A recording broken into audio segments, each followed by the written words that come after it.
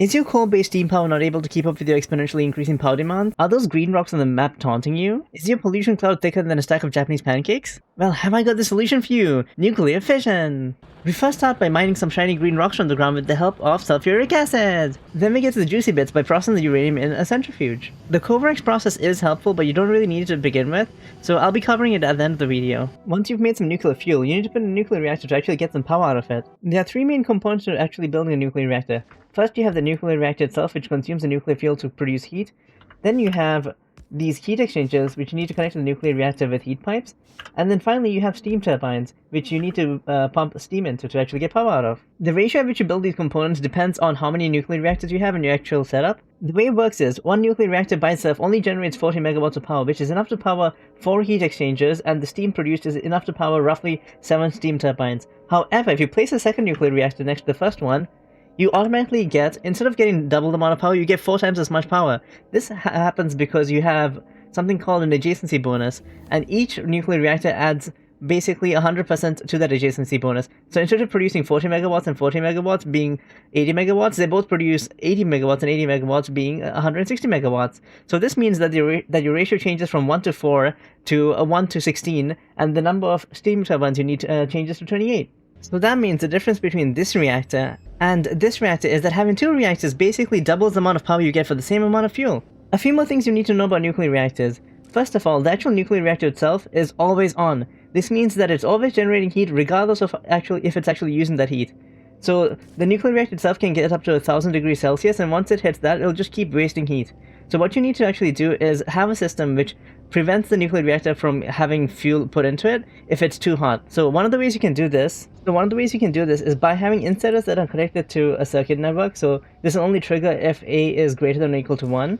And then having a decider combinator that basically checks for a few conditions. So what you need to check for, if I hook this up correctly, is you need to make sure that you're reading the temperature and also the fuel of the reactor. So this is whether or not the reactor has fuel. That includes the fuel that's actually being used right now. And what you can do is you can check for a temperature. So T is temperature. And you want to make sure that this is below a certain amount. So for example, we can make sure that it's below 700 degrees Celsius. So if it's above 700, it won't put any new fuel in. And we can add a new condition, set this to and make sure that it doesn't put in any fuel if it already has fuel. So if you put this to less than 1, it'll only put in fuel if it has already used up the fuel that we have over here. And then we want to make sure that the output is A is equal to 1. So it'll output the value A, which will actually turn on these inserters. So once the reactor uses up its fuel, we can see that the amount of uranium fuel in the reactor has gone below 1. And once the temperature of the reactors goes below 700, it'll pop in a new fuel cell. The next important component is the heat pipes. So the heat pipes actually convey the heat from the reactor to the heat exchangers. And the way they work is that it takes time for heat to travel along the pipe. So if you look at the pipe over here, it's 790 degrees Celsius, while the pipe at the end is only 730 degrees Celsius or so.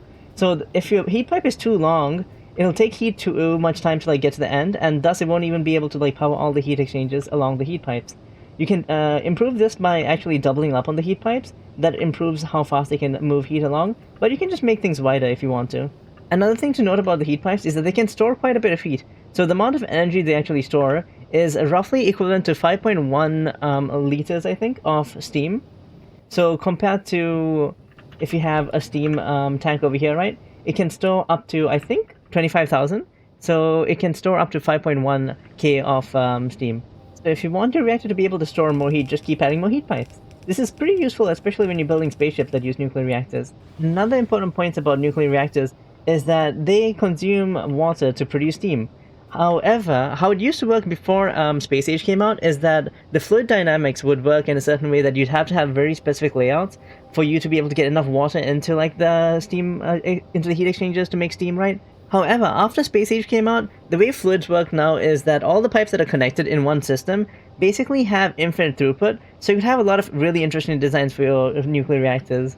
You can have all of your heat exchangers in one place and put all of your steam engines really, really far away from them, for example. Finally, for a quick rundown on how Kovarex enrichment works.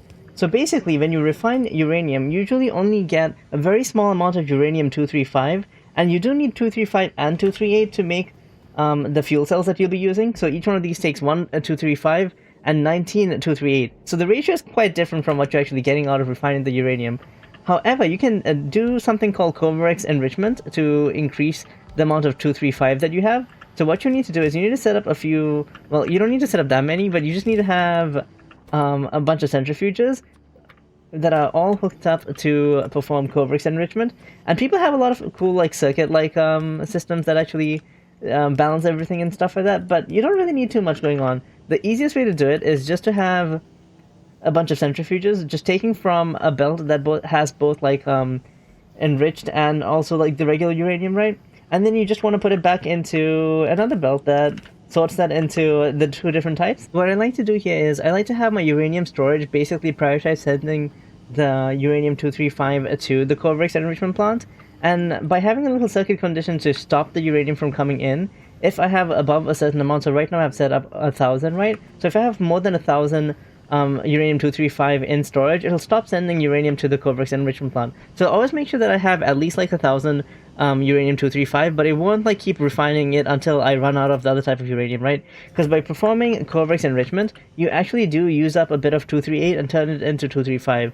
So you have 40 235 going in, with 5 238 going in, and out of that 5 238, you only get 2 of it back, right? So you do lose a bit of 238 in this process, but you get more 235 out of it, which is a lot more useful. So that sums up the basics of nuclear power in Factorio Space Age. If you do have any questions, feel free to ask them in the comments.